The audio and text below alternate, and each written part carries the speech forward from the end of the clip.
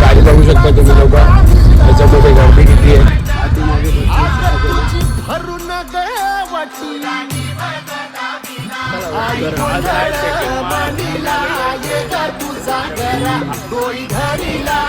तुम्ही बघू शकता इथे खूप जास्त थंडी वाढलेली आहे. थंडी बघू शकता तुम्ही, पुढे धुके बघा, कुठं काहीच दिसत नाही.